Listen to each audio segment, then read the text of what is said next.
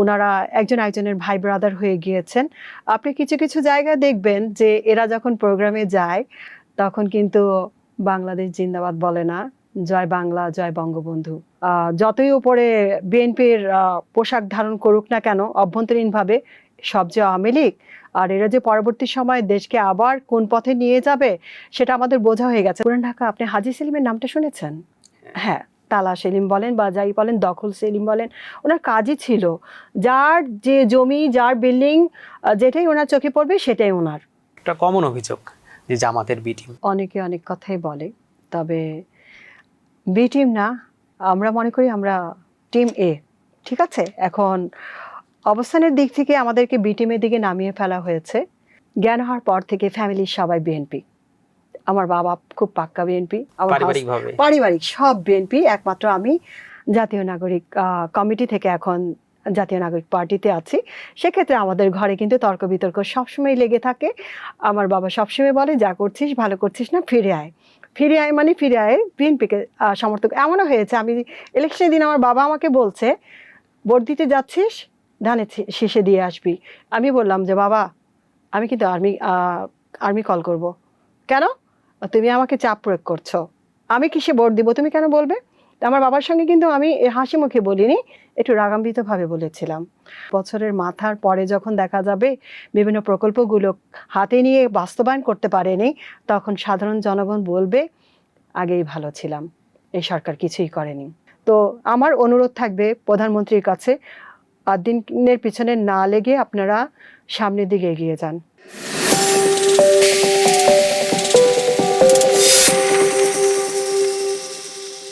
2026-27 অর্থ বছরের যে বাজেট, সেই বাজেটকে নিয়ে বিএনপির একজন সাংসদ বলেছেন যে এটি আই হ্যাভ আ প্ল্যানের অংশ, এবং তিনি এটিও বলেছেন যে এমপি মন্ত্রীরা যেভাবে তাদের এলাকাতে উন্নয়ন বরাদ্দ চাচ্ছেন সেই হিসেব অনুযায়ী 30 লক্ষ কোটি টাকা যদি বাজেট হতো সেটি উপযুক্ত হতো।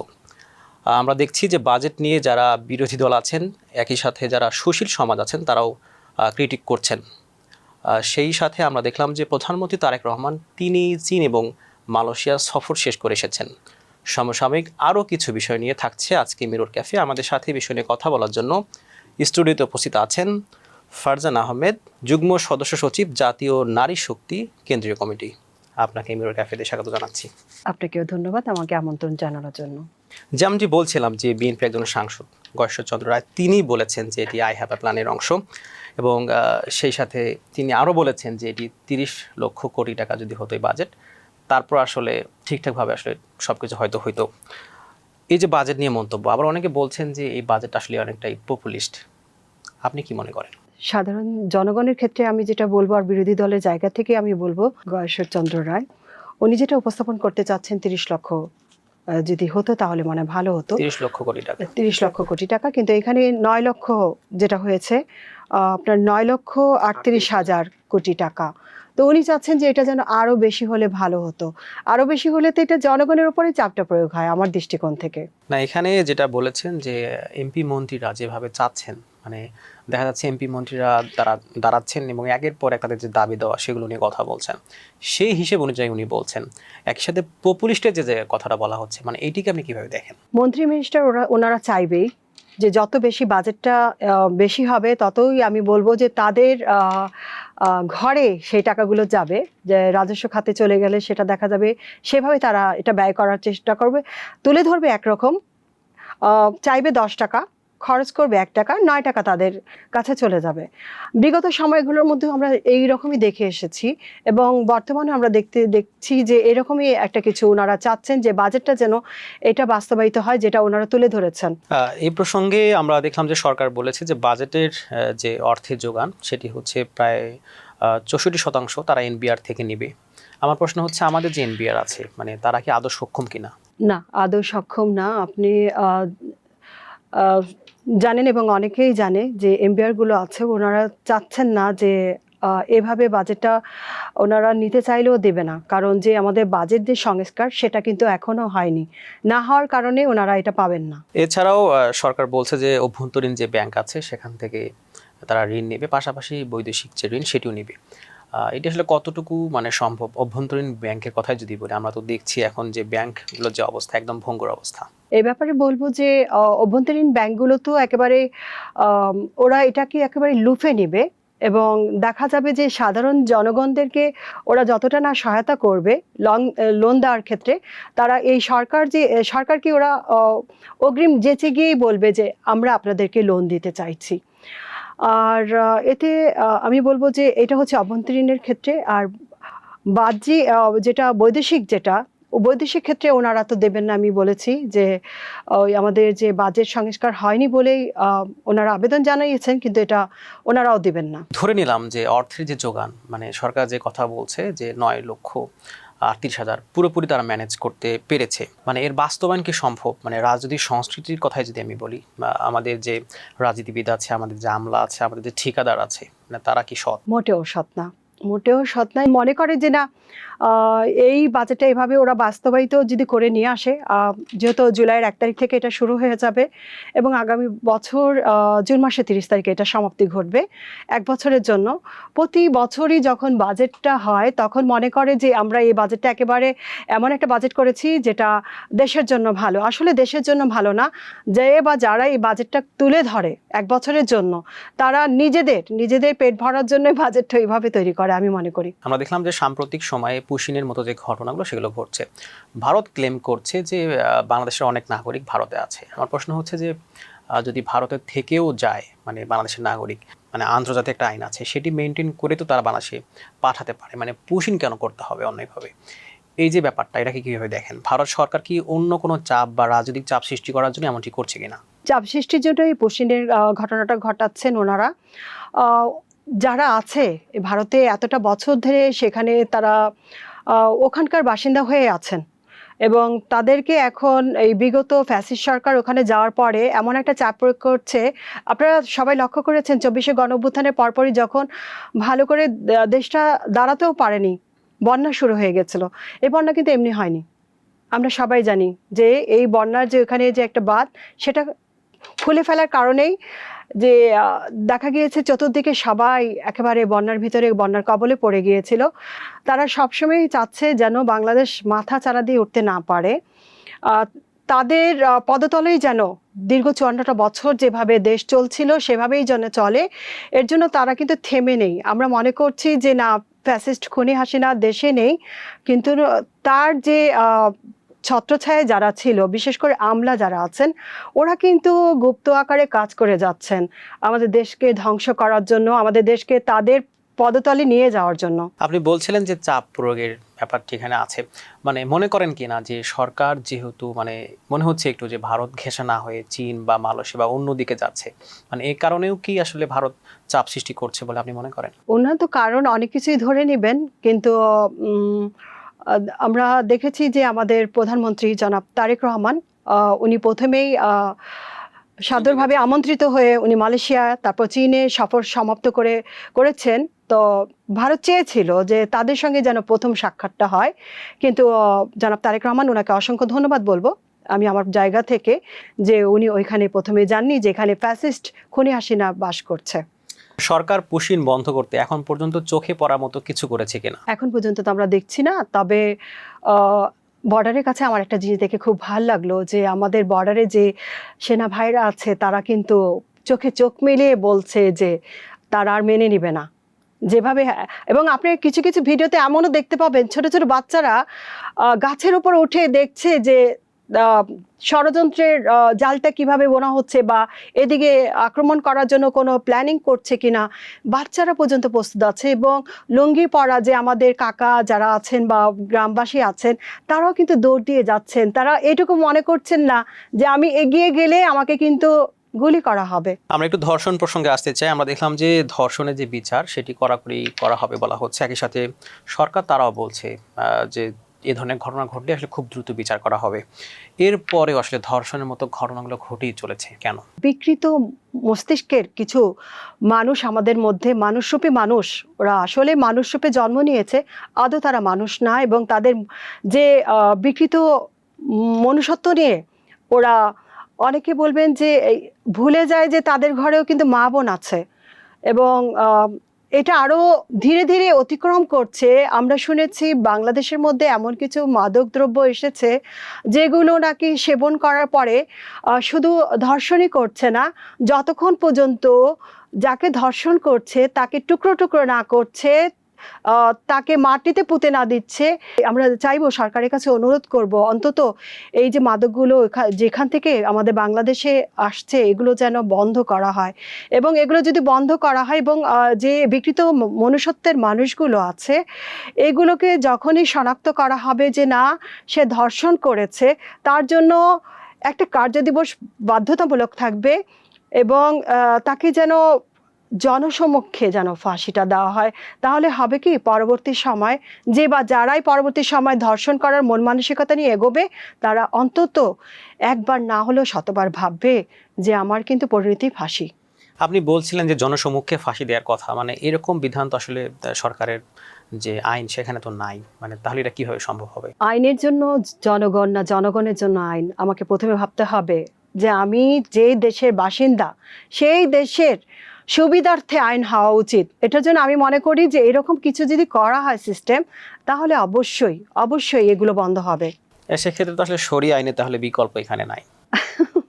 আপনি যদি মনে করেন যে শরিয়া আইনের বিকল্প নাই, বিকল্প বের করে নিতে হবে। শরিয়া আইন যদি আপনি বলতে যান তাহলে বলবে যে জামাত বিরোধী দল তারা তাদের আইনকে করার জন্য, এস্টাবলিশ করার জন্য, হয়তো আমরা যেহেতু 11 দলীয় সঙ্গে আছি তাহলে আমি এই কথা বলছি এখানে। আমরা দেখলাম যে রাজধানীতে রামিসা যে হত্যাকাণ্ড, ধর্ষণের পরে এই হত্যাকাণ্ডের যে রায় সেটি ইতিমধ্যে হয়ে গেছে এবং সেই রায় কার্যকরের কথা বলা হয়েছে 1 মাসের মধ্যে, এটি প্রধানমন্ত্রী বলেছেন। ইতিমধ্যে 1 মাস পার হয়ে গেছে, আমরা রায় কার্যকর দেখতে পারিনি, কি বলবেন? প্রথমে ইসলামী শরিয়া অনুযায়ী তো দাবি জানানো হয়েছিল যে যেন যে ধর্ষণকারী আছে তাকে সেভাবে যেন বিচারটা করা হয়। কিন্তু আমাদের স্বরাষ্ট্রমন্ত্রী কি বললেন যে আমরা কিন্তু মধ্যযুগে নেই, আমরা আধুনিক যুগে। তো প্রায় 1 মাস হয়ে গেল যে রামিসা হত্যাকারীকে ধরার পর যে না তাকে ফাঁসি রায় দেওয়া হয়েছে, কিন্তু দেখা গিয়েছে প্রধানমন্ত্রী যে বলার পরেও যে 1 মাস পেরিয়ে গেল, সেটার কিছু হচ্ছে না। ওনার কথা মতো কাজ করা হয়নি। এবং যিনি যে স্বরাষ্ট্রমন্ত্রী উনি যে বললেন যে আধুনিক যুগে, তো উনার আধুনিকতাটা আর কতদিন পরে আসবে আমার প্রশ্নটা রয়ে গেল। উনি কি এখনো আধুনিক হননি? উনি কি এখনো আধুনিক যুগে বসবাস করছেন না? কিসের অপেক্ষায় আছেন যে রামিসার যে হত্যাকারী বা ধর্ষণকারী যাই বলবো নরপিচাস, তাকে ফাঁসির ডুরিতে ঝুলানোর জন্য কোন আধুনিকতার অপেক্ষায় তিনি বাস করছেন? বলছিলেন যে মাদকের কারণে অনেকে ধর্ষণ করছে, কিন্তু এরকম ঘটনা তো অনেকে আছে যে মসজিদের ইমাম বা এই ধরনের যারা মাদকের সাথে আমরা যেমনটা জানি যে তারা সাধারণত যুক্ত থাকেন না, মানে এরকম বিভিন্ন মাদ্রাসায় তো ধর্ষণের ঘটনা ঘটছে, এই ব্যাপারে কি বলবেন? আসলে এগুলো না অনেক আগে থেকে হয়ে আসতেছে। আপনি খবর নিয়ে দেখবেন যে একজন শিশু থেকে একজন নারী কিন্তু তার ঘরেও দেখা যায় তার খুব কাছের লোকগুলোর কাছ থেকেই কিন্তু মলেস্টেড হচ্ছে, কিন্তু কাউকে কিছু বলতে পারে না। যে হয়তো দেখা যায় তার ফ্যামিলি মেম্বারের মধ্যে তার চাচা, মামা কিংবা কোনো কাজিনের মাধ্যমে। কিন্তু বর্তমানে আমরা মিডিয়া এতটা অ্যাক্টিভ যে সব খবর আমাদের কাছে চলে আসে। একেকজনের হাতের মোবাইল একেকটা মিডিয়া আকারে কাজ করে। আর আপনি এখানে বলবেন যে বিভিন্ন মাদ্রাসা মসজিদগুলোতে এগুলো হচ্ছে, সব জায়গায় হচ্ছে। আর বর্তমানে বিরোধী দল যেহেতু জামাত, সেই ক্ষেত্রে এটাকে বেশি এমনভাবে তুলে ধরা হয় যে সব ধর্ষণ জামাত করছে। কেন, রামিসা যে ধর্ষণকারী সে তো বিএনপির, তার বেলায় কি বলবেন আপনি? ধর্ষণকারী আমার কথা হলো ধর্ষণকারী যেই দলেরই হোক না কেন তাকে অবশ্যই অবশ্যই ফাঁসি দিতে হবে। যদি আমাদের এনসিপির মধ্যেও কোনো ভাই কারোর সঙ্গে এই ধরনের জঘন্য কাজ করে থাকে এবং তা যদি প্রমাণিত হয়, আমি চাইবো তারও ফাঁসি হোক। আপনি বলছিলেন যে চাচা, মামা, খালু এরকম অনেকের দ্বারাই হচ্ছে, কিন্তু আমরা তো এটাও দেখছি মানে বাবার দ্বারা অনেকে ধর্ষণ শিকার হচ্ছেন।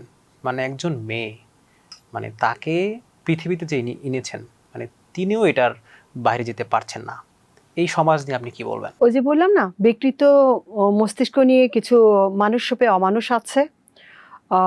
তাদের মধ্যে যখন ওই চেতনা জাগ্রত হয় তখন সে এটাও ভুলে যাচ্ছে যে তা কার দিকে কুদৃষ্টিটা দিচ্ছে, কার দিকে হাত দিচ্ছে বা কাকে ধর্ষণ করার চেষ্টা করছে। সে তার মেয়ে তার বোন না কি তার কি বলবো, খুবই ভয়াবহ অবস্থা, জঘন্য। এখানে আসলে মাদকের কথা বলছিলেন আপনি, মানে মাদক ছাড়াও আপনি মনে করেন কিনা যে সামাজিক যোগাযোগ মাধ্যমে বিভিন্ন ধরনের যে ভিডিওগুলো সামনে আসে, এগুলোর কারণে মানুষের যে মনস্তাত্ত্বিক ব্যাপারটা, এখানে আরেকটা জিনিস কাজ করে, আপনি দেখবেন বেশি নিম্নবিত্ত পরিবারে কিন্তু এগুলো বেশি হচ্ছে। আপনার উচ্চ যারা আছে পর্যায়ে তাদের দেখা যায় তাদের পরিবারে কিন্তু এই ধরনের আলামত খুবই কম পাওয়া যায়।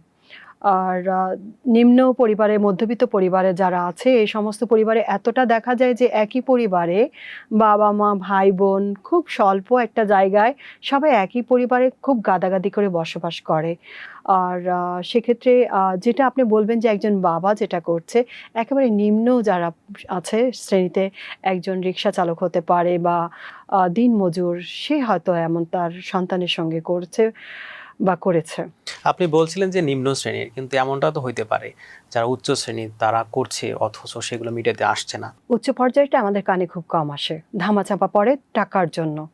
যদিও কখনো চলে যায় কোনো কিছু, তাহলে দেখা যায় আইন তাদের কাছে ওই টাকা দিয়ে কিনে ফেলা হয় যাতে ওই খবরটা সম্প্রচারিত না হয়। আমরা দেখলাম যে স্থানীয় সরকার মন্ত্রী যিনি আছেন মির্জা ফখরুল ইসলাম আলমগীর, তিনি বলেছেন যে সরকার ক্ষমতা আসার পরে এখন পর্যন্ত যে উন্নয়ন হয়েছে বিগত সরকারের আমলে 15 বছরেও তা হয়নি। আপনার চোখে কি কি উন্নয়ন দেখলেন? উন্নয়নের ক্ষেত্রে আসলে প্রত্যেকটা সময় দেখা যায় যে বা যারাই আসে তারা মনে করে যে আমরাই উন্নয়ন করে ফেলছি। আর এই 4 মাসে উনারা এমন কি করে ফেলেছেন যে 15 বছরে উন্নয়ন করেনি। কারণ ফ্যাসিস্ট খুনি হাসিনা বলেছে উনি ডিজিটাল বাংলাদেশ গড়ছেন এবং এই করছেন, সেই করছেন। করতে, করতে একেবারে বাংলাদেশকে কোন দিকে নিয়ে চলে গেলেন যে বাংলাদেশের ব্যাংকগুলো লুটপাট করে একেবারে 24শে গণঅভ্যুত্থানের আগেই উনি একটা ট্যুর দিয়েছিলেন অনেকগুলো লাগেজ সঙ্গে করে ভরে, ভরে নিয়ে। এই বাংলাদেশের টাকাগুলো বিভিন্ন ব্যাংকগুলোকে লুটপাট করে নিয়ে ওনাদের নেতৃবৃন্দদেরকে নিয়ে, বিশেষ করে এস আলমকে নিয়ে ওনারা যেভাবে এই ব্যাংকগুলোকে টাকা পয়সা লুটপাট করেছেন বা হস্তক্ষেপ করেছেন, এক পর্যায়ে বলবো ব্যাংক ডাকাতির মতো করেছেন ওনারা। কোনো একটা ব্যাংক এভাবে রাখেনি যে সেগুলোতে অর্থ ছিল। এই টাকাগুলোকে বাইরে ওনারা পাচার করে দিয়েছেন। এবং এখন দেখেন আপনি আবার বাংলাদেশের এই বর্তমান সরকার যদি চায় যে বাইরে থেকে লোন নিতে যাবে, টাকাগুলো ঘুরে ফিরে ওখান থেকেই আসবে। আর ফখরুল ইসলাম সাহেবের কথা বলছেন, যে মির্জা ফখরুল ইসলাম বলছেন যে গত 4 মাসে উনি এটা করে, ওনাদের দল যেটা করেছে বিগত 15 বছরও সেটা হয়নি। আমি জানি না উনি কোন সেক্টর থেকে এই কথা বলছেন। তবে যেহেতু মাত্র 4 মাস হয়েছে, তবে ওনারা বিভিন্ন কার্ড যে সিস্টেমটা চালু করছেন এর পেছনে প্রচুর খাত ব্যয় হবে এবং এটা গিয়ে এই এক পর্যায়ে দেখা যাবে যে এটা করতে গিয়ে ওনারা যে প্রকল্পগুলো হাতে নেবেন, এই প্রকল্পগুলো বাস্তবায়ন করতে পারবেন না।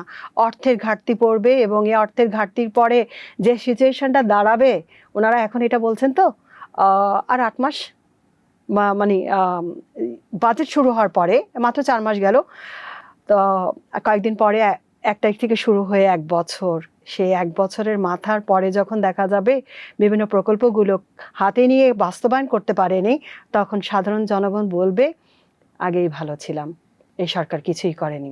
অভিযোগ করা হচ্ছে যে সরকার টেকনিক্যালি আওয়ামী লীগকে পুনর্বাসন করছে। এই যে অভিযোগ কতটা সত্য?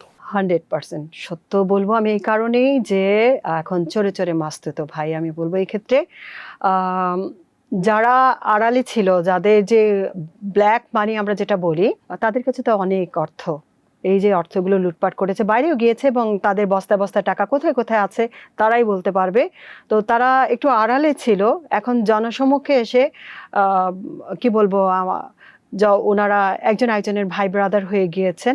আপনি কিছু কিছু জায়গায় দেখবেন যে এরা যখন প্রোগ্রামে যায় তখন কিন্তু বাংলাদেশ জিন্দাবাদ বলে না, জয় বাংলা জয় বঙ্গবন্ধু।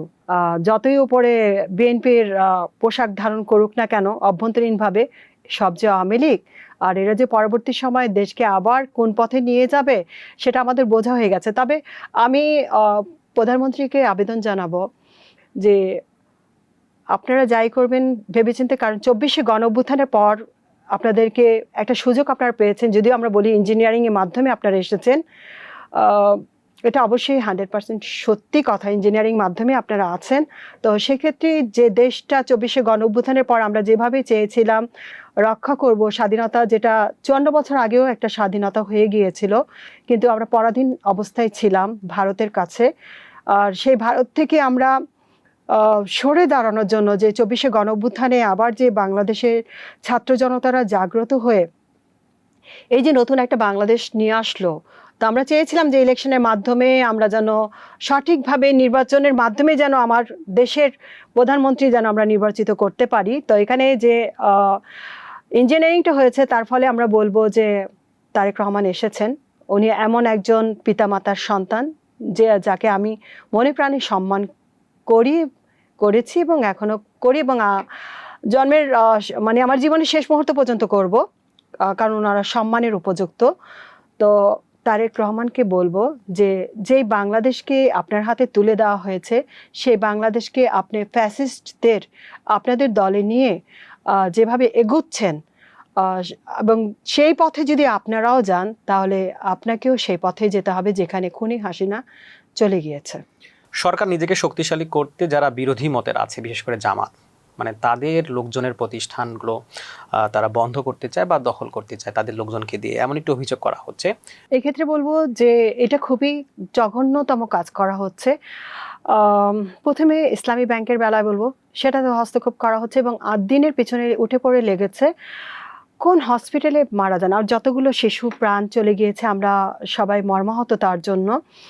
আর সেক্ষেত্রে আমরা বলবো যে আপনি লক্ষ্য করেছেন কয়েকদিন আগে 8 দিনে যারা যে স্টুডেন্টরা আমাদের ইন্ডিয়া থেকে এসেছে, কাশ্মীর থেকে এসেছে, তারা এই লক্ষ লক্ষ টাকা এখানে কিন্তু জমা দিয়েছে যে 8 দিনে পড়াশোনা করে যেন ওরা বেরিয়ে আসতে পারে। এই যে বন্ধ করে রাখা হয়েছে, তাদের ক্ষতিগ্রস্ত হচ্ছে। পাশাপাশি আমরা এমনও দেখেছি কিছু আপনার রোগী এসেছে, রোগীর গার্জিয়ানরা বলছে যে আমাদের রোগীকে আমরা কোনো রকম সেবা পাচ্ছি না, আপনারা প্লিজ এই 8 দিন যে হসপিটালটা এভাবে বন্ধ করে রেখেছেন এটাকে খুলে দিন। কারণ 8 দিনে এমনও কিছু দেখে আমরা জানি যে অস্বল্প টাকায় ওখানে ট্রিটমেন্ট হয়, সুযোগ সুবিধা পায়। তো সাধারণ জনগণ যেখানে পায় সেখানে ওরা বন্ধ করে কি করবে, নিজেরা কিছু প্রাইভেট হসপিটাল তৈরি করবে, এবং সেখানে দেখা যাবে এমন বাণিজ্য হয়, মরা মানুষ নিয়েও বাণিজ্য হয়। একটা মানুষ মরে যায়, তাকে আপনার লাইফ সাপোর্ট দিয়ে এমনভাবে রাখা হয় যে সে বেঁচে আছে, এবং এমন বিল করে হাতে ধরিয়ে দেওয়া হয় যে বা যার পরিবার আপনজন অসুস্থ হয়ে সেখানে থাকে, তারা বোঝে যে তাদেরকে কোন জায়গায় এসে সে বিল পরিশোধ করে বেরিয়ে আসতে হয়। তো আমার অনুরোধ থাকবে প্রধানমন্ত্রীর কাছে, 8 দিনের পিছনে না লেগে আপনারা সামনের দিকে এগিয়ে যান। আপনার ব্যক্তিগত প্রসঙ্গে আসতে চাই, পলিটিক্সে আসা কবে, এর আগে কোনো দল করেছিলেন কিনা? জ্ঞান হওয়ার পর থেকে ফ্যামিলির সবাই বিএনপি। আমার বাবা খুব পাক্কা বিএনপি, পারিবারিক সব বিএনপি, একমাত্র আমি জাতীয় নাগরিক কমিটি থেকে এখন জাতীয় নাগরিক পার্টিতে আছি। সেক্ষেত্রে আমাদের ঘরে কিন্তু তর্ক বিতর্ক সবসময় লেগে থাকে। আমার বাবা সবসময় বলে যা করছিস ভালো করছিস না, ফিরে আয়, ফিরে আয়, মানে ফিরে আয় বিএনপিকে সমর্থক। এমনও হয়েছে আমি ইলেকশনের দিন আমার বাবা আমাকে বলছে ভোট দিতে যাচ্ছিস ধানের শীষে দিয়ে আসবি।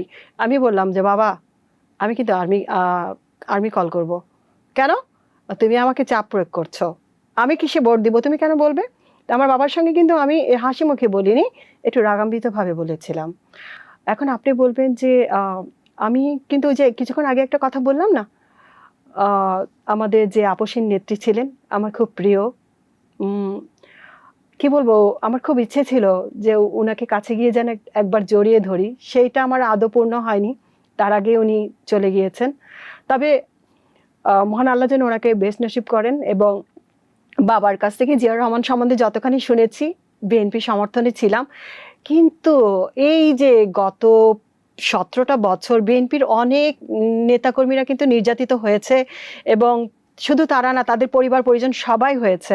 এমনকি আমার বাবাকেও হুমকি দেওয়া হয়েছে, বাসায় এসে হুমকি দেওয়া হয়েছে। আমার বাবা কিন্তু কোনো বড় নেতা না, শুধু সমর্থন করে, এমন সমর্থন করে আমার বাবা, আপনি শুনবেন বেগম খালেদা জিয়াকে আমার বাসা কিন্তু কেন্দ্রীয় কারাগারের কাছে, পুরাতন যেটা, একেবারে এতটা কাছে, আমার বাসা থেকে 2 মিনিট কারাগারের গেট। তো যেই দিন নিয়ে আসছিল সেদিন আমি আমার হাজব্যান্ডকে বলেছিলাম যে আমি খালেদা জিয়াকে কাছে গিয়ে দেখবো, আমাকে যেতে দেন। খুব কান্না করছিলাম। আমার হাজবেন্ড আমাকে ছিটকিনি দিয়ে আটকে রেখেছে, আমি যেন বেরোতে না পারি। কিন্তু টিভিতে দেখছিলাম যে আমাদের নেত্রীকে নিয়ে আসা হচ্ছে, কারাগারের ভিতরে যাবে এবং ওনার সঙ্গে ওনার যে টেক কেয়ারের জন্য যে ফাতেমা ছিলেন উনি ছিলেন। তো আমি বলছি আমি যাব, আমি আমার ওই নেত্রীর সঙ্গে আমি কারাগারে থাকবো, আমি এমনটা বলেছিলাম। উনি ছিটকিনি কেন দিয়েছেন? উনি কি আওয়ামী লীগ করতেন নাকি? উনি পিএনপি, কিন্তু আমি এতটাই ওনাকে পছন্দ করি বা করতাম যে তখন আমার হাজবেন্ড আমাকে আটকে রেখেছিল। আমি এটা বলবো কিছু না হয়, হ্যাঁ হ্যাঁ, যে এরকম কিছু যেন না হয়, আমি যেন ওখানটা যেতে না পারি। তো সেক্ষেত্রে আমি বলবো যে রাজনীতি করছি, বেগম খালেদা জিয়ার মতো যেন আপোষহীনভাবে লড়াই করতে পারি মাঝপথে, সত্য এবং ন্যায়ের পথে থেকে, এটা আমার থাকবে। আর আপনি বলছেন যে ওই যে বললাম না যে না, দলের ক্ষেত্রে যে রাজনীতির ওই পর্যায়টা, এবং তার আগে কলেজ লাইফে জাপ্পা যেটা ছিল, শফিউল আলম প্রধান, ওইখানটায় আমার বান্ধবী এবং বান্ধবীর মা খুব ভালো রাজনীতি করছিলেন। সেক্ষেত্রে কলেজে থাকার সময় ওখানে নিয়ে গিয়েছিলেন। নিয়ে যাওয়ার পরে ওখানে আমাকে একটা পদেও রাখা হয়েছিল, যদিও আমি ওই সময় তেমন একটা রাজনীতি বুঝি না। তারপর সরে এসেছি, মিটিং মিছিল করতে গিয়ে বাবার কাছ থেকে বকা খেয়েছি, যেহেতু বিএনপি করে। সেটা ছিল আমার প্রথম।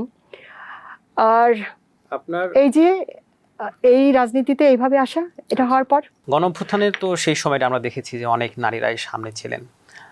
তো সেই সময়কার যে অভিজ্ঞতা, সেই গল্পটা একটু শুনতে চাই।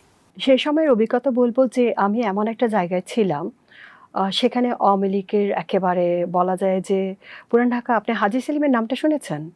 হ্যাঁ, তালা সেলিম বলেন বা যাই বলেন, দখল সেলিম বলেন, ওনার কাজই ছিল যার যে জমি, যার বিল্ডিং, যেটাই ওনার চোখে পড়বে সেটাই ওনার ছেলের নামে, ওনার ওয়াইফের নামে, ওনার নামে, কতজনের নামে যে আপনি চকবাজার গিয়ে দেখবেন এক একটা টাওয়ার ওনাদের ফ্যামিলি মেম্বারের নামে, এবং আপনার নবাবাড়ির ওই পাশে অনেকগুলো আছে। তো এরকম ওনারা দখলবাজি করে অনেক কিছু রেখেছেন। তো ঘাঁটি বলা যায় আমাদের পুরান ঢাকায়। আর সেক্ষেত্রে ওই যেহেতু 17টা বছর ধরে ওনারা এই রাজত্ব কায়েম করেছেন, সেক্ষেত্রে আমাদের বাসাটা এমন একটা স্পটে, সেখানে যে ওয়ার্ডগুলো আছে 3টা ওয়ার্ডের এই যে আন্দোলন চলাকালীন সময় যে ওয়ার্ড কমিশনার ছিলেন, তাদের দলবল নিয়ে হেলমেট পরে একেবারে চাংখাপুল এলাকা, নামটা নিশ্চয়ই শুনে, যে শহীদ আনাজ যেখানে গুলি করা হয়েছিল, সেগুলোতে প্রতিদিন ওরা এমনভাবে পাহারা দিত কেউ যেন ওই পাশ থেকে বেরিয়ে চাংখাপুল ওভারটেক করতে না পারে, এমনটা করেছিল। যদি ওখানে বের হওয়ার চেষ্টা করেছি যে আপা ওদিক দিয়ে কোথায় যাচ্ছেন, এই তো লাস্ট ফার্মে যাবো ওষুধ নিতে, এখন নেওয়া যাবে না, এমনটাও করেছে। মুভ করে পেছনের সাইড থেকে বের হয়েছি। তো এই ছিল আমার দিক থেকে বলা। আন্দোলনে যুক্ত ছিলেন কিনা সরাসরি? হ্যাঁ, আমি শেষের দিকে ছিলাম। আপনার গিয়ে যখন আপনার কারফিউ এবং কারফিউ যেটা আমাদের কি বলে, রংপুরের যে আমাদের আবু সাইদ ভাই যেদিন হলেন, সেদিন আমি কলাবাগানের দিকে ছিলাম। যখন শুনলাম যে এরকম গুলি করা হয়েছে এবং যখন দেখলাম, এর আগে আমি কয়েকদিন বেরিয়েছি, আমি বলবো না, আমার মোবাইল যদি করা হয় তাহলে আমি গাজীপুর পর্যন্ত পৌঁছে গিয়েছিলাম। তবে 19 তারিখ থেকে একটু ছিলাম, একেবারে বাড়ির লোকজনদেরকে না জানিয়েই চুপে চুপে বেরিয়ে পড়েছি। তবে যে সম্মুখ সাহিত্যে যারা বলবেন যে যারা আমাদের যে প্রধান সমন্বয়কারী যারা ছিল, তারা যেভাবে দিক নির্দেশনা দিচ্ছিলেন, আমরা জনতারা তাদের ডাকেই কিন্তু রাজপথে আমাদের জায়গায় ছিলাম। অনেকে প্রশ্ন করে আপনি কোথায় ছিলেন, আপনাকে দেখিনি। আমি কি লোক দেখানোর রাজনীতি মিটিং মিছিল আমাকে করতে হবে যে আমি একটা ভিডিও করেছি, ছবি করেছি, এগুলো দেখো, তোমার দেখতে হবে? এই যে আপনার পরিবার বিএনপি করে, সেখান থেকে আপনি বিএনপি না করে এনসিপিতে কেন আসলে যুক্ত হলেন? আমাকে কিন্তু বিএনপি থেকে আমার এলাকায় বলা হয়েছে যে আপু, যেহেতু আন্দোলন এবং আন্দোলনের পর যখন জাতীয় নাগরিক কমিটিতে আমি, তখন 24শে গণঅভ্যুত্থানের পরে আমাদের মধ্যে এমন একটা চেতনা জেগেছিল যে আমাদের নতুন রাজনৈতিক বন্দোবস্ত কায়েমের লক্ষ্যে মাঠ ছাড়া যাবে না। সেক্ষেত্রে আমরা চাচ্ছিলাম যে নতুন একটা দল আসুক, কারণ বিএনপি সরকারের যে দলটা, এটার উপর না আমার অন্তত আস্থা হারিয়ে ফেলেছিলাম। যারা আমাদের প্রিয় নেত্রীকে যারা ভালো ট্রিটমেন্ট দেওয়ার ব্যবস্থা করতে পারেনি, এবং বলা যায় যে যখনই হয়েছে যে কি বালুর ট্রাক ও মুক্তমুখ, বা ওরা সবসময় ঈদের পরেই যা করার করবে, কত ঈদ আসলো কত ঈদ গেল, কিন্তু ওদের আর কিন্তু নেত্রীর জন্য রাজপথে ওইভাবে আমি দেখিনি না আমার জন্য। তো তো সেক্ষেত্রে তাদের প্রতি যে আস্থা সেটা আমার বলবো যে একেবারে ভেঙে গিয়েছিল। ভেঙে যাওয়ার পরে আমি ভাবলাম যে তারা তো এত বছর এই ফ্যাসিস্ট খুনি হাসিনাকে সরাতে পারে নাই, কিন্তু যারা সরিয়েছে তাদের সঙ্গে থাকবো। তারা অরাজনৈতিক হিসেবে যদি কোনো কিছু করে দেশের জন্য তাদের সঙ্গে থাকবো, সেই থাকা থেকেই আমার এখন পর্যন্ত থাকা। এনসিপি প্রতিষ্ঠা হওয়ার পরে আমরা দেখলাম যে জাতীয় নারী শক্তি সেটা প্রতিষ্ঠিত হলো। আমরা তো জানি যে জামাতে যেমন মহিলা জামাত আছে, বিএনপিতে এরকম মহিলা দল আছে, আওয়ামী লীগ এরকম ছিল। মানে এনসিপি তো বলে যে তার নতুন বন্দোবস্তের কথা বলে, নারী পুরুষ যেখানে সমানভাবে রাজনৈতিকভাবে বেনিফিটেড হবে। মানে তারপরে আপনারা জাতীয় নারী শক্তি কেন করলেন? এটার মূলত কারণ হলো, আপনি দেখেছেন যে 24শে গণঅভ্যুত্থানে আমাদের শিক্ষার্থীরা যেভাবে নেমে এসেছিল যে তুমি কে আমি কে রাজাকার রাজাকার, পুরোটা ইউনিভার্সিটি এলাকা যখন জড়ো হয়ে তারা মধ্যরাতে বেরিয়ে পড়েছিল, সেই নারীগুলোকে কিন্তু অনেকে আমরা হারিয়ে ফেলেছি। তারও মূলত কারণ হচ্ছে আন্দোলনটা শেষ হয়ে যাওয়ার পরে অনেকে তাদের খোঁজ খবর নেয়নি তারা কিভাবে আছে। কারণ যারা আন্দোলনে ছিল তাদেরকে কিন্তু অনেক সমস্যার সম্মুখীন হতে হয়েছে। যারা জেনেছে যে আন্দোলনে গিয়েছে, যেমনটা বিএনপির লোক তখন তো বলেছিল যে আরে এই ছাত্ররা, এই ছেলেপেলেরা এই দেশকে স্বাধীন করে দিল, চোখে পানি পর্যন্ত চলে এসেছিল। এবং মাস না যেতেই ওদেরই ভাষা হয়ে গেল যে তোমরা কারা, আঁঠু সমান, জমিদারের নাতিপুতি, অমুক তমুক, নানান কথাবার্তা, মানে চেনেই না। তো সেই তো আমি যখন বলবো যে এই যে নারীরা যারা এসেছিল, যারা ভুলে গিয়েছিল যে পড়াশোনা করতে এসেছি, আমার ভাইরা যখন আজকে রাজপথে আছে এবং যখন ওই যে রাজাকার গালিটা দেওয়া হয়েছে তা সবার কিন্তু লেগেছিল যে রাজাকার যখন বলা হয়েছে ঠিক আছে আমরা সবাই রাজাকার, তাহলে মাঠে নামি। সেই মাঠে নামার পরে যে নারীরা নেমেছিল তাদেরকে আমরা দেখেছি আন্দোলনের পর তারা একেবারে তাদের জায়গা থেকে সরে গিয়েছে, বিভিন্নভাবে সরে গিয়েছে। আপনি হয়তো এমনও জানেন কিনা আমি জানি না, এই নারীদের মধ্যে অনেকে ধর্ষিত হয়েছে আওয়ামী লীগ যারা ছিল তাদের আন্দোলন চলাকালীন সময়, ইনফ্যাক্ট কনসেপ্টও করেছে। যাই হোক, আল্লাহ রহম করুক, আর তাদেরকে হেদায়েত করুক। আমরা যদি দ্বিতীয় কখনো আরেকটা গণ অভ্যুত্থান আসে, জানি না তারা কি করবে, তবে ভয় পাই না। আর যেটা বলবো যে ডক্টর ইউনূস থাকাকালীন সময়েও যদি ওইভাবে যদি উদ্যোগটা নিত যে এই নারীরা কোথায়, নারীরা হারিয়ে যাচ্ছে। হ্যাঁ, জুলাই একটা প্রোগ্রাম উনি করেছিলেন, জুলাইয়ের কন্যা নামে ওসমান উদ্যান যে মিলায়তন ছিল সেখানে একটা উনি করেছিলেন, করার মধ্যে সীমাবদ্ধতা হয়ে গেছে। সেখানে আমরা দেখেছি যে নারীদের মধ্যেও বিভেদ একটা বেঁধে গেল যে ঢাবি কেন্দ্রিক বা প্রাইভেট ইউনিভার্সিটি, এটা শুধু নারীরা না, ছেলেদের মধ্যেও আমরা এই জিনিসগুলো দেখেছি যে এই যে ষড়যন্ত্রের জাল বুনতে শুরু করলো আওয়ামী লীগের লোকরা, এই ছাত্রদেরকে এমনভাবে করেছে। আপনি মনে আছে কি না যে প্রাইভেট এবং ঢাবি ছেলেরা শাহবাগ কি বলে নীলক্ষেতের ওই মোড়টায় কিরকম মারামারি, ওকে মারছে ওকে মারছে ওকে মারছে, পরে হাসনাত আবদুল্লাহ গিয়েছিলেন, ওনার পর হামলা করা হয়েছে। কিন্তু নারীদের ব্যাপারে যেটা বলবো যে নারীরা হারিয়ে গিয়েছে, কিন্তু আমরা খুবই মর্মাহত।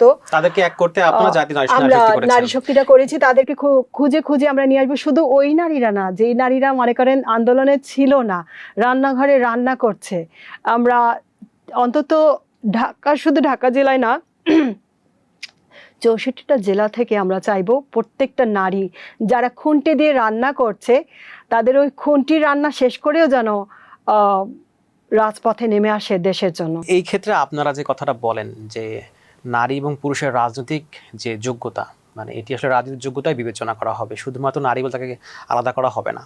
আপনারা চাইলে এনসিপিতে তো কাজ করতে পারতেন, আলাদা করে জামাতের মতো, বিএনপির মতো, আওয়ামী লীগের মতো নারীদেরকে নিয়েই কেন কাজ করতে হবে? মানে এর ফলে আপনি মনে করেন কি না যে আসলে নারীদেরকে সাইড করা হচ্ছে, বা এখন যেমনটা আপনারা অভিযোগ করছেন বিভিন্নভাবেই নেতৃত্বের জায়গা থেকে আপনারা কিছুটা অসম্মানিত হচ্ছেন? নেতৃত্বের জায়গা থেকে অসম্মানের জায়গাটা যেটা বলবেন আমি জানি না আপনি কোনটা মিনিং করে বলছেন। তো আমি বলবো যে না, এটা আমার কাছে খুব ভালো লেগেছে। নারী শক্তি নামটাই যেন কেন একটা পাওয়ারফুল মনে হচ্ছে, যে নারী শক্তিগুলো যেন হারিয়ে না যায়, নারী শক্তির মধ্যেই যেন সব নারীরাও একত্রিত হয়। আর অবমাননার ক্ষেত্রে যেটা বলবেন যে যদি কেউ আমাদের নারীদেরকে যদি বৈষম্যের শিকার করে কিংবা কোনো পর্যায়ে যদি দেখা যায় যে সম্মান করছে না, সেক্ষেত্রে আমরা বলবো যে আমরা দেখেছি যে জুলাইয়ের সেই সময়টাতে অনেক নারীরাই ছিলেন, নেতৃত্বের জায়গা থেকেও ছিলেন। তো জুলাই পরবর্তী যে সময় যদি দেশের কথাই বলি সেখানে, অথবা রাজনৈতিক দলগুলোর কথাই যদি বলি, মানে সেখানে নারী নেতৃত্বে যে স্পেস কতটা দেখলেন?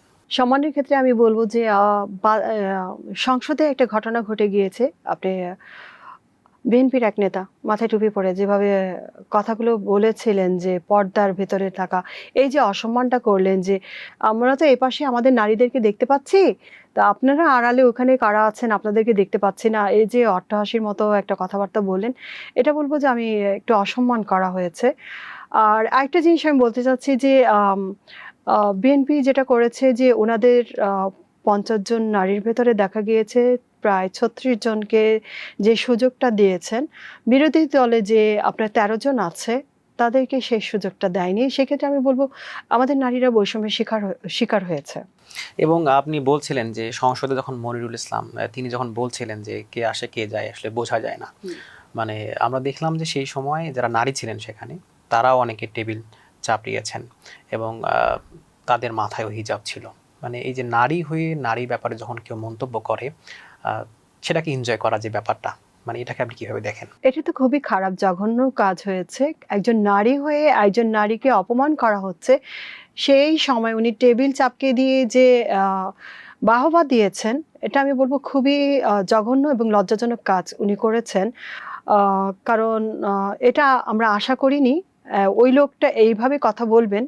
আর ওনাদের দলের যে নারীরা ভুলে যাবেন যে বিরোধী দলের নেত্রী সম্বন্ধে বলা হচ্ছে বলেই আমি টেবিল চাপকাবো।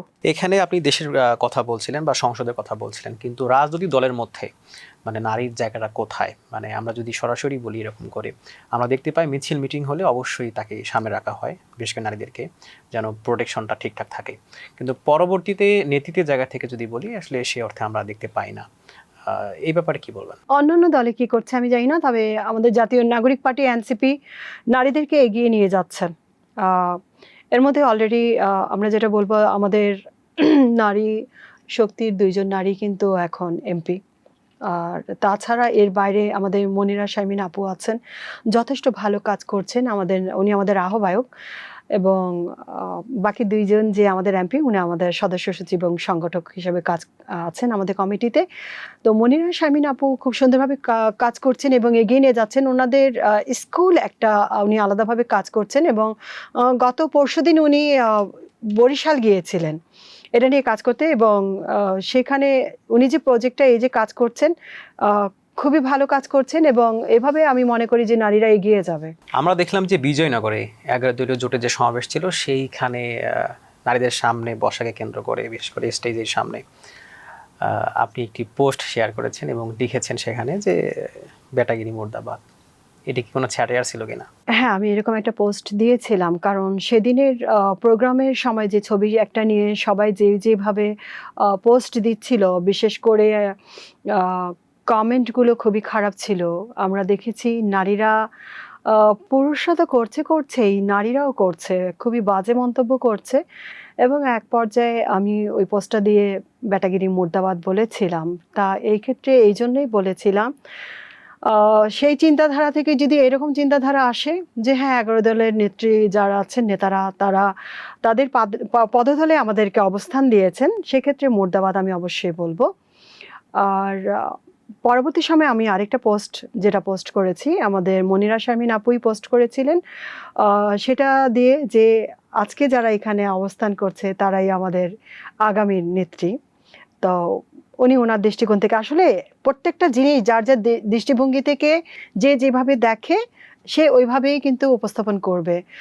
আমরা সবাই জানি একটা গ্লাসে যখন পানি থাকে তখন আপনি যখন দেখবেন যে পানিটা কেউ বলবে যে অর্ধেক পানি আছে, কেউ বলবে যে পানি আছে। না, এখানে আপনি লিখেছেন পোস্টে আরও যে নেতাদের পায়ের সম্মুখে অবস্থান করে নিচে এরকম কিছু একটা লিখেছেন।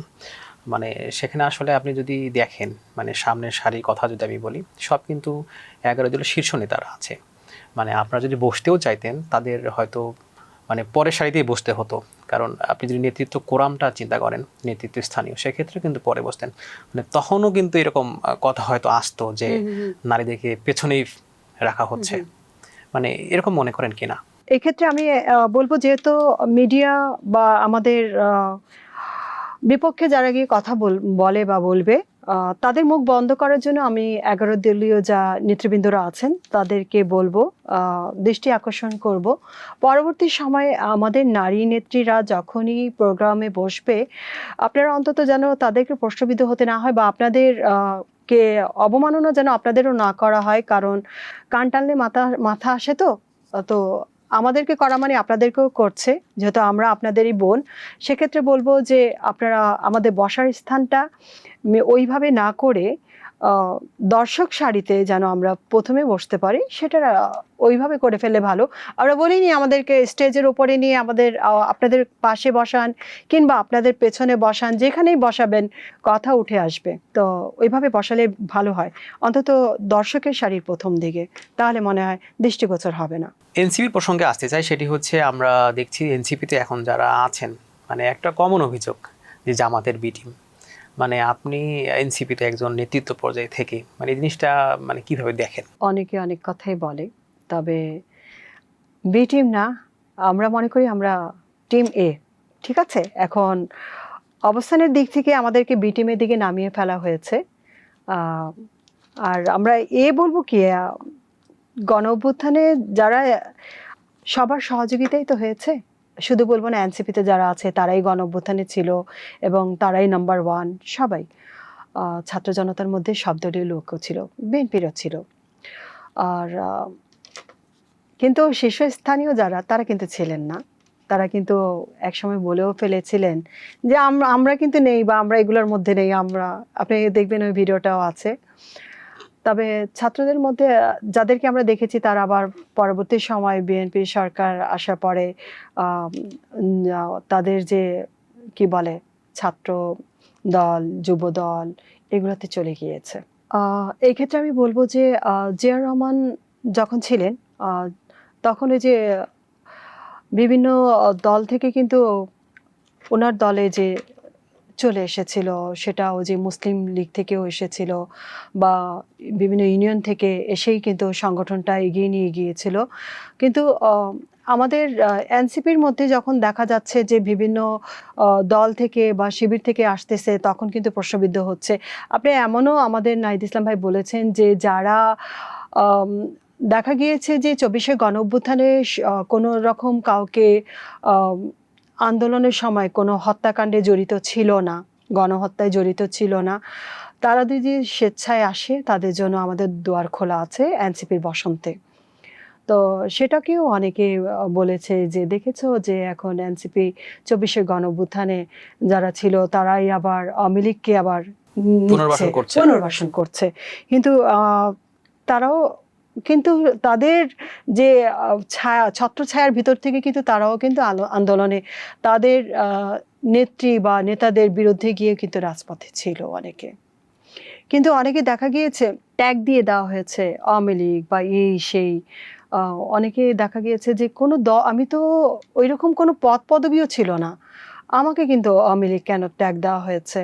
পরিচিত অনেককে দেখেছি যে ট্যাগ দেওয়ার পরেও তাদের ভিতরে একটা ক্ষোভ ছিল যে আমি যেহেতু আওয়ামী লীগের কোনো কি বলে কোনো পদে কোনো ছিলাম না, তারপরেও আমাকে আওয়ামী লীগ ট্যাগ দেওয়া হয়েছে। আমি শুধু একটা কিছু বলবো যে 24শে গণঅভ্যুত্থানে যারা গুম খুম বা এই গণহত্যার সঙ্গে জড়িত ছিল তাদের বিচারটা যেন হয়। যারা মনে করেন যে না আওয়ামী লীগ পছন্দ করতো বা এরকম কোনো নির্যাতন করেনি ছাত্র জনতার ওপর, তাদের উপর যেন কেউ কোনোভাবে অন্যায় না করে। একটু সংসদ প্রসঙ্গে আসতে চাই, মানে আমরা দেখছি যে সংসদ চলছে, অনেকেই বলছে এটি খুবই প্রাণবন্ত, আবার অনেকেই প্রশ্ন করছেন যে এই সংসদ দিয়ে সাধারণ মানুষের কথাগুলো কতটুকু উঠে আসছে, এই অভিযোগ কিন্তু অনেকে করছে। আপনি কি বলবেন? জনগণের জন্য কথা উঠে আসার ক্ষেত্রে আমি বলবো আপনারা লক্ষ্য করেছেন কি না, তারা নিজ দলের যখন সুযোগ দেওয়া হয় তাদের সময়সীমা খুব ভালো থাকে, আর যখন বিরোধী দলের সময়টা থাকে আপনার সময় সমাপ্ত করা হয়েছে বা খুব রিকোয়েস্ট করলে 1 মিনিট 2 মিনিট 3 মিনিট দেওয়া হয়, কিন্তু কথা শোনার মতো সময়ই নেই ওনাদের। কিন্তু তারা তো বাজেটের অপেক্ষায় আছে। তাদের কি বলবো যে যখনই বাজেটটা বাস্তবায়িত হবে তখন তাদের মুখে হাসিটা আরো অন্যরকম থাকবে। যতখানি না কাজ করবে তার চেয়ে বেশি লুটপাটই করবে। আর বিরোধী দলে যারা আছে তারা কিন্তু কাজ করার জন্যই ওখানে আছে। এই কথা মনে রাখবেন। তবে আমি বলবো যিনি আমাদের সম্মানিত স্পিকার সাহেব ওখানে থাকেন, আমাদের বিরোধী দলে যারাই আছে তাদের কথাগুলো যেন শোনে, সময়সীমাটা যেন বাড়িয়ে দেয়। আর যারাই সংসদে বসেছেন ভুলে যান যে আপনারা সরকারি দলে আছেন। ভুলে যান যে দেশে এটা ভুলে যাবেন না যে কোন জায়গা থেকে আপনারা আজকে এই জায়গায় পৌঁছেছেন এবং জনগণের স্বার্থেই যেন আপনাদের প্রত্যেকটা পদক্ষেপ নেওয়া হয় এবং সেই পদক্ষেপ অনুযায়ী যেন প্রত্যেকটা পদক্ষেপ বাস্তবায়িত করা হয়, সেভাবেই যেন কাজ করবেন। আমরা যদি দেখি যে আপনারা যে বাজেটটা বাস্তবায়ন করেছেন আগামী 1 বছরের মধ্যে, কাজ তো আমরা দেখবই এবং সেভাবে যদি আমরা দেখি যে আপনি বাস্তবায়ন করেননি তাহলে কিন্তু সেটা দৃষ্টিগোচর হবে, প্রশ্নবিদ্ধ হবে এবং আমরা জবাবদিহিতার বাংলাদেশ চাই। এবং সেটা যদি আমাদের যে বিরোধী দলে যে আমাদের যারা আছে এনসিপি থেকে আছেন যে 6 জন 2 জন নারী, এনারা যে প্রজেক্টগুলোর জন্য বা যে বাজেট থেকে যে টাকাটা, আপনি আরেকটা জিনিস লক্ষ্য করে দেখেছেন কিনা জানি না, হাসনাত আবদুল্লাহ ওনাকে যখন প্রশ্নবোধ করা হয়েছে বা আসিম মাহমুদ সজীব ভুঁইয়াকে যে আপনারা এত টাকা নিয়ে চলে গেলেন, এটা নিয়ে কিন্তু হাসনাত আবদুল্লাহ উনি ওনার মতো করে কিন্তু একটা খুব খোলাসা করে বলে দিয়েছেন যে কোন কোন খাতে কোন কোন টাকাগুলো খরচ করছেন ওনার মতো। এবং আমাদের আরেকজন আছেন, প্রত্যেকটা সবাই কিন্তু যার যার জায়গা থেকে কি কি কাজ করছেন ওনারা এগুলো কিন্তু শো করছেন যে আমরা এই এই কাজ করছি। কিন্তু এই পর্যায়ে আমরা তো দেখছি না বিএনপির কোনো নেতারা যে দেখাচ্ছে যে আমরা এই কাজগুলো করছি। আমরা একটু স্থানীয় নির্বাচন প্রসঙ্গে আসতে চাই। সামনে তো নির্বাচন, অনেকেই নির্বাচন করবেন। আপনার নির্বাচন নিয়ে কোনো পরিকল্পনা আছে কিনা? জি, আমার অবশ্যই পরিকল্পনা আছে। মহানগর দক্ষিণে আমি যে আসনে আছি সে আসন থেকে আমি যেন সংরক্ষিত মহিলা কাউন্সিলর প্রার্থী হিসেবে মনোনীত হতে পারি এবং বাকি জনগণের এবং দেশের কল্যাণে যেন কাজ করতে পারি, এটুকু আশা আছে আমার। মনোনয়নের ক্ষেত্রে আমরা যেমনটা শুনতে পাই যে বাণিজ্য করা হয়, বিশেষ করে আওয়ামী লীগ বা বিএনপির ক্ষেত্রে অভিযোগটা বেশি করা হয়। তো এনসিপি তো আসলে নতুন ধারার দল, মানে তাদের ক্ষেত্রে মনোনয়নটা কিভাবে দেওয়া হয়? এখনো কিন্তু স্থানীয় নির্বাচনের জন্য মনোনয়নটা দেওয়া হয়নি।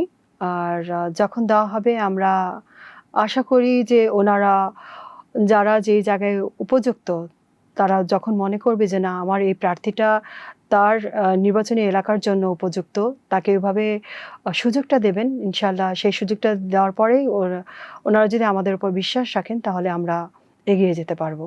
আমাদের যে ত্রয়োদশ আসন্ন নির্বাচনটা হয়ে গেল, ওই সময় জাতীয় নাগরিক পার্টি থেকে যখন মনোনয়নটা ছাড়া হয়েছিল, সবাই কিন্তু যে যার মতো, আমরা এমনও হয়েছে যে একই আসন থেকে একাধিক লোক এসেছে এবং এখানে যে বাণিজ্য করার যে ব্যাপারটা সেটা হয়নি এবং এটা ইন্টারভিউর মাধ্যমে কিন্তু বিবেচনা করে বাছাই করে তারপর নিয়ে আসা হয়েছে। মিরর ক্যাফের একটা স্পেশাল সেশন আছে, সেটি হচ্ছে যে রাজনৈতিক দলগুলো সম্পর্কে মন্তব্য করতে হয়।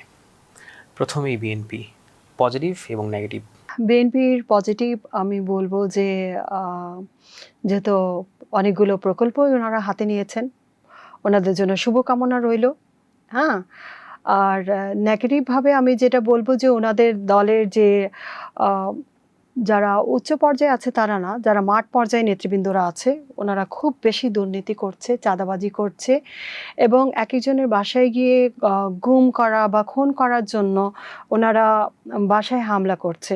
এগুলো থেকে প্রধানমন্ত্রীর দৃষ্টি আকর্ষণ করব যে আপনার যে মাঠ পর্যায়ে যে নেতৃবৃন্দরা আছেন তাদের দিকে একটু দৃষ্টি আকর্ষণ করবেন এবং তারা যেন সচেতনভাবে জনগণকে বাঁচতে দেয় বা জীবন ধারণ করতে পারে। চাঁদাবাজি গুম খুন থেকে যেন বিগত সময় যেটা হয়ে গেছে ওই রকমটা যেন না করে, সেভাবে যেন দৃষ্টিটা রাখে। আওয়ামী লীগ, আওয়ামী লীগ সে কি আছে না কার্যক্রম নিষিদ্ধ আছে, মানে তারপরে তো সে দেশে ছিল, মানে তার সম্পর্কে খারাপ দিক বা মন্দ দিক আপনার পর্যালোচনা থেকে? আমি এটা বয়কট করতে চাইবো, তো ওই সম্বন্ধে আমার কিছু বলারই নেই। খারাপ দিক কি আছে?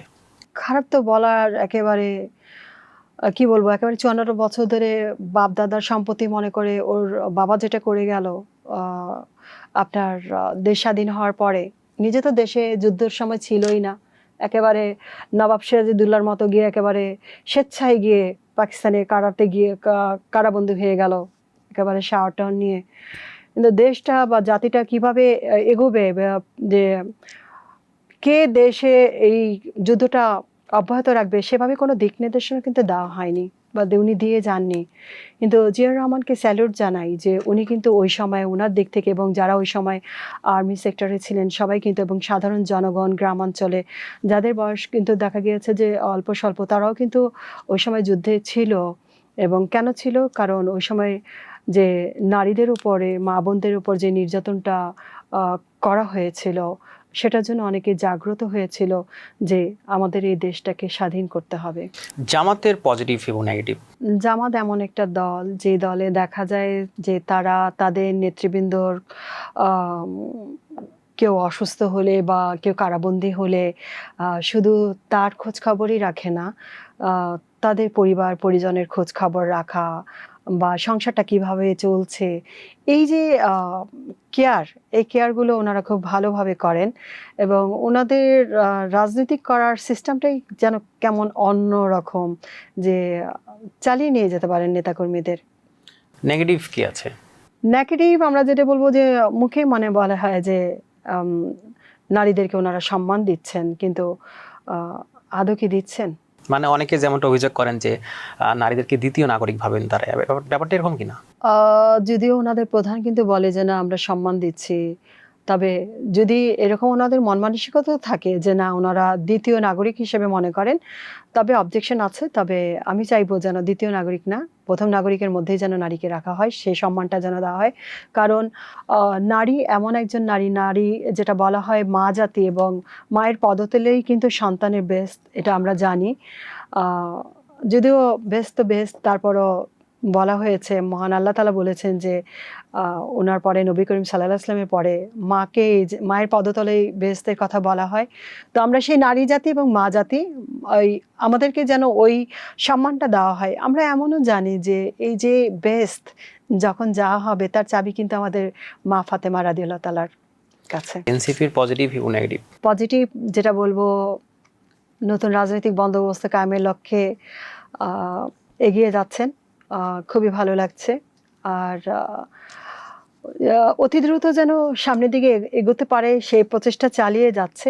আর নেগেটিভের দিকে আমরা বলবো যে আমাদের মধ্যে অনেকে এমন আহ, আহ, মানে ঢুকে পড়েছে, আমরা মাঝে মধ্যে দেখতে পাই যে কিছু আহ, হচ্ছে বিভিন্ন জায়গায়, যেটা যখন জানতে পারছে আমাদের আহ্বায়ক বা আমাদের সদস্য সচিব সঙ্গে সঙ্গে তাদেরকে বরখাস্ত করছে। কারা ঢুকছে?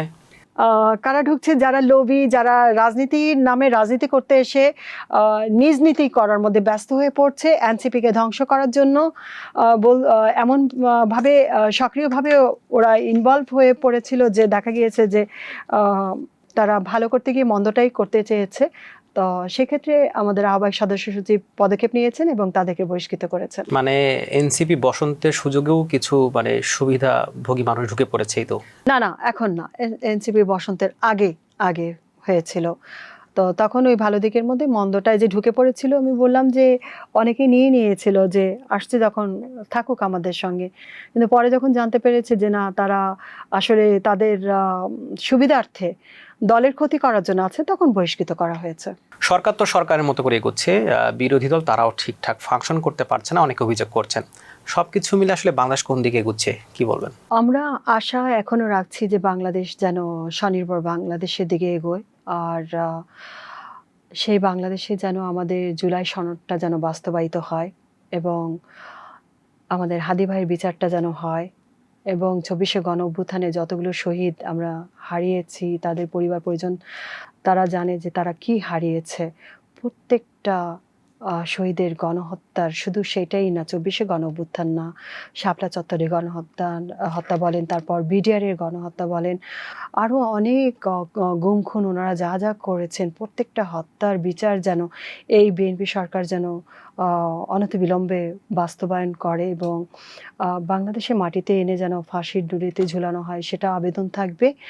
এবং যেহেতু ওনারা দেশটাকে হাতে নিজে চালানোর প্রচেষ্টায় এগিয়ে যাচ্ছেন, তাদের প্রতি শুভকামনা থাকবে এবং আমরা বিরোধী দল হিসেবে বলবো আমরা পাশে আছি।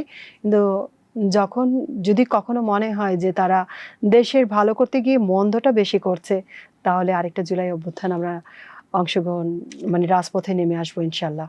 আপনাকে মিরর ক্যাফেতে সময় দেওয়ার জন্য অসংখ্য ধন্যবাদ। আপনাকেও ধন্যবাদ। দর্শক, আমরা যেমনটি শুনছিলাম সমসাময়িক বিষয় নিয়ে কথা। আবারও আগামী কোনো পর্বে দেখা হবে। সেই পর্যন্ত ভালো থাকুন, সুস্থ থাকুন। ধন্যবাদ।